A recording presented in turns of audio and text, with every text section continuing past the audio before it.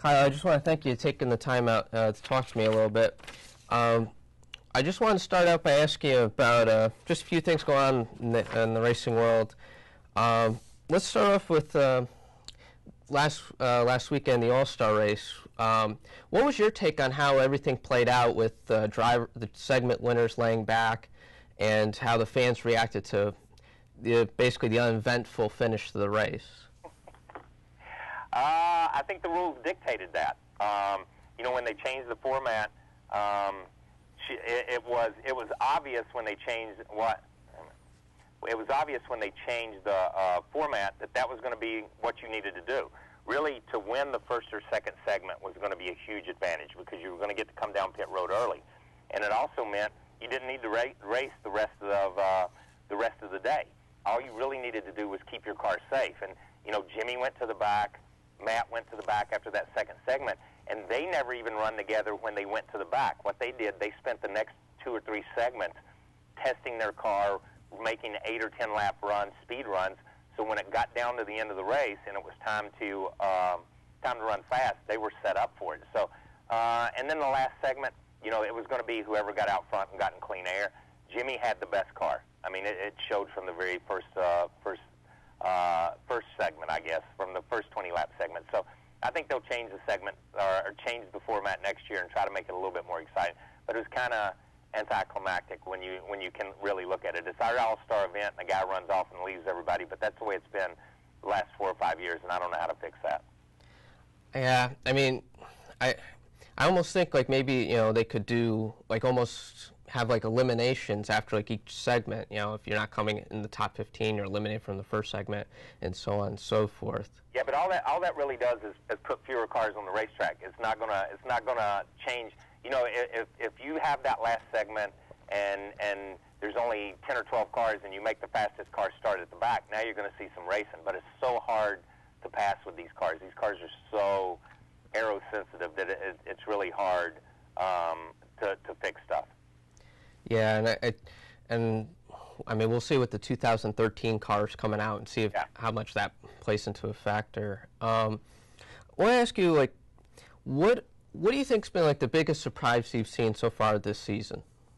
The biggest surprise for me has been Michael Waltrip Racing, and I think with Mark Martin and with Clint Boyer, with Martin Truex Jr., those guys have been competitive every week. One guy has, especially Martin, but one guy out of that team qualifies well, runs in the top 5, top 10. So when you look at it, I think Michael's team was not really even a factor last year, except in a couple of races. And we can look at the first 8 or 10 races this year, and they've been a factor in all 8 or 10 races and had a shot at winning a couple of races already. So I think that's been the biggest surprise. Other than that, on the racetrack, you know, Tony runs good, wins races. 48 car Jimmy Johnson runs good, win races. Roush is a little bit stronger, so that may be a subtle surprise, but I don't think it's much of a surprise after the year Carl had last year. So I think when you look at it, there's not been a lot that's happened in the first 8 or 10 races. What do you think's been going on with Jeff Gordon's team? I know for me, I've been blown away at all the bad luck he's had. Like, what is going to be going through his mind? And, you know, thinking back to when you were a driver, and what's got to be going through Jeff's mind of just all the bad luck and the struggles he's had to start out this season? You know what? You just got to ride it out, and that's the way it is. You know, it's funny. Talking to Jeff a little bit about it, he's had good luck and been so fortunate for so long. And you look at it, and it's like now all of a sudden he's having bad luck. Is he running bad? No, he's not running bad. Run great at Bristol, run great at Martinsville. Jeff, you know, when you look at the season and look at some of these races, Jeff could have already been a 3-time winner this year. Instead, he's in 24th in points, blew up at Daytona, got crashed at Bristol. I mean, so many things that are just bizarre have kind of happened to him. And I think when you look at that, Jeff can't do anything to fix that. That team can't do anything really to fix that because it's been a different problem almost every week, and they just appear to be a little bit snake bit. The best part about it is, if you talk to Jeff, is they're running good. They're running competitive. They've got a top 5 car. They've got a winning car, and it's a lot easier to take when you've got a good car. When that really is bad is when you're running 25th and all that stuff's happened to you because you're not running good enough to win races. do you think he's going to be able to rebound sometime this season, get in victory lane, or do you think he's got zero chance now to make the chase, or is there that slim hope? Good question. It's funny. He's going to win some races. There's not an issue on that. I don't see that not happening. He's 24th in points, and we were talking about it yesterday.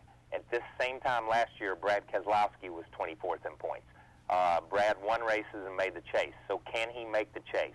The answer to that is yes, but I think he's only going to make the chase unless he just gets incredibly hot. He's only going to make the chase by winning races, and he's going to have to win 2 or 3 races to make the chase. But that's a team that can do it, and he's a driver that can do it. You can look at his teammate Casey Kane, who's jumped up from 31st in points, and he's up to, I believe, 16th now, just with a run of good finishes. And that team started out the season snake-bitten and just struggling. Now they're just getting those top 10s, and it's amazing how consistency can really affect where you are in the points. Yeah, but you know what? It's funny. It does affect where you're at in the points, but the problem with it is the closer you get to those really good cars, the closer you get to Matt Kenseth and the 16 of Greg Biffle and Dale Jr. and some of those guys that are already entrenched in the top 5 or 6. You know, you're going to finish 8th one week, but right in front of you is going to be Jimmy Johnson, and right behind you is going to be Matt Kenseth, so you don't catch up any points. So you reach that point where you don't really gain a lot unless you start winning races, and they're going to have to win races to move much further than 14th, 15th, 16th. That's true. I wanted to ask you lastly, real quick, just about Kurt Busch and just, you know, what's been going on with him and how he's trying to stay out of trouble, and he had his issues with Ryan Newman. What's your take on Kurt and how what happened with him and Newman and what he's got to do to kind of survive through the season? Look, you know what? Kurt Busch is, you know, watching Kurt Busch and watching what he's done over the last 12 months is like watching a train wreck. You see it coming, you know it's happening, but you can't take your eyes off of it. But you feel bad about it no matter what. And he's put himself in this position, and he has nobody to blame but himself. And you know, I think when you look at that, he went from a top team, from a Penske organization, to an independent team that struggles to get to the racetrack, is underfunded. He's trying to take that car and run against a Hendrick and a Roush and those guys, and that car is just not capable of doing it week in and week out. And I think, you know, he had a decent attitude when the year started because he knew he was going to be in that position. But now, you know, you're 10, 11, 12 races into the season, he's wanting something to happen, and it's just not going to happen. And, you know, with outbursts like happened at Darlington and with things that happen and his temper getting the best of him, then will a Roush or will a Hendrick or will a Gibbs or will somebody, a top team, pick him up again? And the answer to that is probably no, because sponsors don't want to touch that right now. And there's not enough sponsors and not enough teams and not enough opportunities for him. So, you know, he's got to get his head right in a lot of ways as Kurt Busch before somebody takes a second look at him. And I'm not sure after watching the last couple of weeks, you know, how soon that's going to happen. Yeah, time will tell on Kurt's season. Talk about what you're doing at Motorola to discuss and promote, like, the importance of responsible driving this summer and hands-free driving. Yeah, you know, we were, you know, obviously, and we've been talking racing, and you know, to drive a race car, you have to be focused. You know, you keep both hands on the wheels, you pay attention to what's going on around you, and you've constantly got to be aware of your surroundings. So, you know, this summer season's coming up, so many families on vacation, so many kids out of school, so many more people on the highway. Then I had an opportunity to team up with Motorola for their Thumbs Up for Responsible Driving initiative that they had this summer to make people aware of not to drive and text, not to drive and be on the phone, to pay attention when you have your kids in the car, pay attention to your surroundings. And that's what responsible driving is not being distracted. Motorola obviously has hands-free devices, their Bluetooth headsets. You can go to Motorola.com to find out more about the products and what they have and more about this initiative. But it's just a great program. You know, obviously, with what we have at camp and with the kids we have, you try to look after kids and you try to look after people. But I think when you look at what Motorola's done with this initiative, it's taken a step forward and taken the lead on saying, hey, we know we make these products, and we know that they can cause distracted driving, but we also have these products that make driving safer. And I think just like we said it a minute ago, you know, I wouldn't get in a race car without a helmet. I wouldn't get in a race car without a fireproof uniform and the Hans collar and some of the safety devices that we have. You shouldn't be in a car driving and texting or talking on your phone. You need these the hands-free devices or the Bluetooth headsets to make your car as safe for you and as safe for everybody else as possible. Absolutely, and it's a very important initiative as it's a major problem with drivers on the road. Quickly, Kyle, who's your pick for this weekend, the 600? My pick's Matt Kenseth. You know, but Matt's been my pick all year long. I think Matt's going to have he's had a good, solid year. Run pretty good the other night in the AllStar Race. Had a bad restart and came back, still finished third, I think. So I think when you look at it, Jimmy's going to be tough, but my pick's going to be Matt. That's a great pick. Kyle, I want to thank you so much for taking some time out to talking to me. I really do appreciate it. And I just want to say real quick,